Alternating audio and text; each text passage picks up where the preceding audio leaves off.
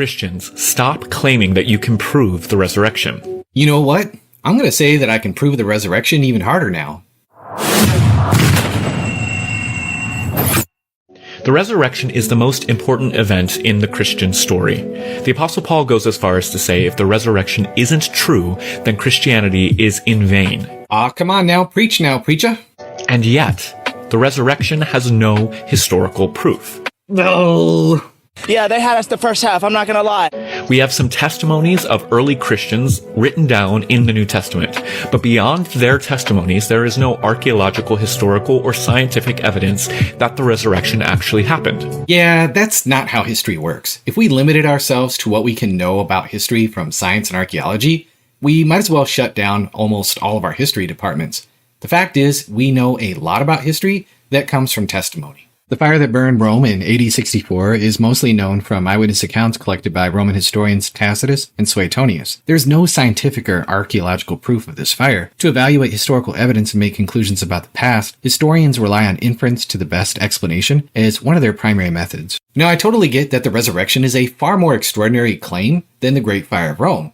Anytime we're dealing with an extraordinary claim, we need to rule out the possibility that somebody was mistaken or lying. The disciples publicly claimed that Jesus was physically raised from the dead in front of a hostile audience, so it seems unlikely that they were lying. This isn't at all controversial. Nearly every scholar on the planet thinks that the original chief witnesses were at the very least sincere. So what if they were mistaken? Well, if the Gospels go back to what the original eyewitnesses claimed, they were not talking about a fuzzy, half-baked vision of the risen Jesus here. We're talking about the real deal, a tangible Jesus who hangs out with his friends, even sits down for a meal. He's not afraid to show off his scars, and he lets the doubters poke at them. This is also no cakewalk of a Jesus either. He's still as challenging as ever, mixing his trademark kindness with a mysterious edge that leaves people scratching their heads. But there's no mistaking it. This is the risen Jesus that we're dealing with, and he's not leaving any room for confusion or mistakes. Generally speaking, historians are slow to accept that special divine action explains what happened in the past. They also consider most of the miracle reports that we read about in the Gospels to be later embellishments.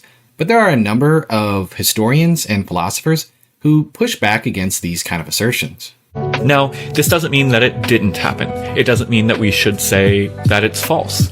Instead, we should admit that it is something we believe by faith. I don't know what kind of cheesy Hallmark Christmas story version of the definition of faith that Brandon is working with here, but Jesus never asked his followers to trust him on blind faith alone. Let's just take a look at the New Testament for just a second. There are plenty of examples of Jesus using evidence to prove that he was indeed the Messiah. Like when John the Baptist sent messengers to ask him if he was the real deal, Jesus responded by pointing out his miracles. Matthew 11:4-6 says, Jesus answered saying, "Go back and report to John what you hear and see. The blind receive sight, and the lame walk. Those who have leprosy are cleansed, the deaf hear, dead are raised, and the good news is proclaimed to the poor. Blessed is anyone who does not stumble on account of me." So basically, Jesus was using his miracles as proof that he was the Messiah that Israel had been waiting for. And in his prologue, the gospel author Luke tells Theophilus that he wrote his gospel so that he would be assured that what he believed was really true. John states that he detailed the miracles in his gospel so his readers might believe. And in the sermons we find in Acts, Peter repeatedly affirms that he was an eyewitness to the resurrection of Jesus. It's unfair to expect people to just blindly follow Christ without giving him any sort of concrete reasons to do so. The early church understood this, and so should we. Christianity isn't a religion of certainty. It's a religion of faith. It's a religion of personal experience encountering Jesus Christ. Every evangelist invites people to open their hearts to God, to experience the love of God. And it's that experience of the love of God in the risen Christ that transforms our hearts. Look, if we took Brandon's advice, the Mormon missionaries would be having a field day. All you gotta do is just pray over their book, have a special feeling in your bosom, and bam, Mormonism's true. Listen, I'm not at all against personal experience, and I'm certainly not against transformation. But even Muslims, Mormons, Buddhists, Hindus can all claim these kind of experiences. But listen, why would Brandon care anyway? Isn't he the guy who notoriously said that Jesus isn't the only way to God? No, Jesus is not the only way to salvation, and Jesus never said that. What did he say? Now, call me old-fashioned, but I think I'll stick with Jesus, his apostles, and 2,000 years of the Christian church's teachings. I know that might seem boring to ultra-progressives like Brandon, but hey, I like my faith with a side of truth and historical evidence. So stop making this claim that you can prove the resurrection. Stop saying that the resurrection is verifiably true, because it's quite simply not. And making those claims actually turns more people away from the faith, because all it takes is a simple Google search to see there is no external sources beyond the Bible that claim that the resurrection actually happened or verify that it actually happened. First of all, requiring non-Christian sources to report Jesus' miracles is misguided, because if they believed in Jesus' miracles, they probably would have become a Christian. Gospels are far better confirmed by how they line up with obscure details that we know about culture, geography, and place names of the time. In other words, we should be looking for many details that are difficult to accurately put together. The gospel writers do this very well, and I talk about it in many other videos on my channel. Now let me tell you what really turns people away from the faith. There's going to be times in all of our lives where we're not necessarily feeling the peace of God, where we're not necessarily aware of His love for us. There's going to be times in our lives where we'll look at ourselves and not feel very transformed.